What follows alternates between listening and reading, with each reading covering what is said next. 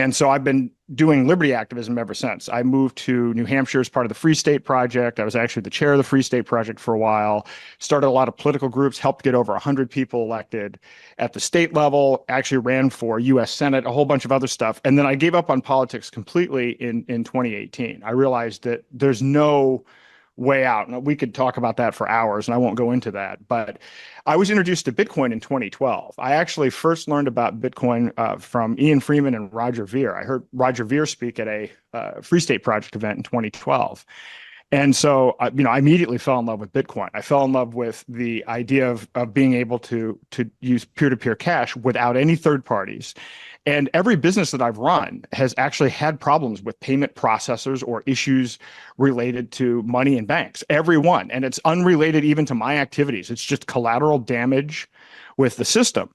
So in 2019, I exited fiat completely. So I've been living on crypto, gold, and silver exclusively since 2019. And the reason how I found out about CBDCs was, I'd exited politics. I'm basically living on crypto. I'm pursuing projects in crypto, mostly related to the tokenization and trading of assets. And then I see my friends start to get targeted by the federal government. So Jeremy Kauffman is a free stater. He started library.com. The SEC targeted him, put his company out of business.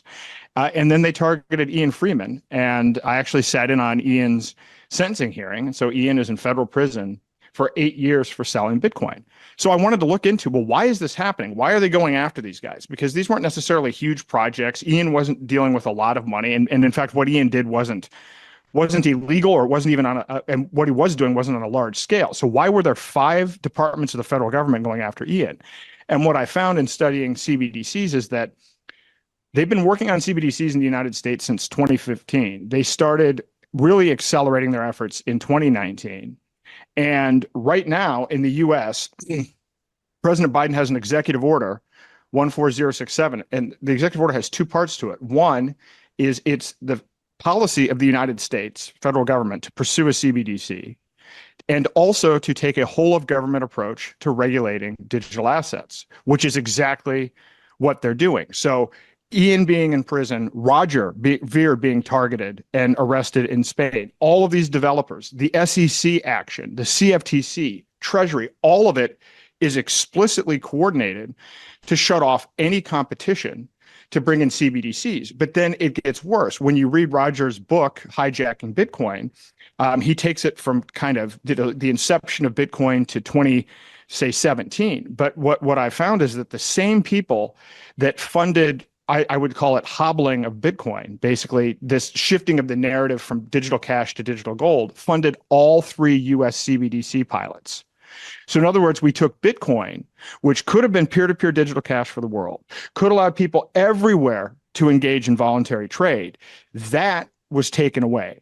And now it is a expensive, slow digital gold asset that people buy through WEF partner companies like BlackRock. Well, those same people, while doing that, funded these CBDC pilots that are now very advanced in development, like incredibly advanced. Like Project Hamilton. Project Hamilton, does that ring a bell? Project Hamilton rings a bell. So Project Hamilton is the retail CBDC. So this is what would replace what we typically use as cash. And one of the co-authors of the white paper of Project Hamilton is Corey Fields. Corey Fields is a Bitcoin Core developer who worked on SegWit and Lightning Network. Like, you can't make this stuff up. It's literally common overlapping people, developers of Bitcoin.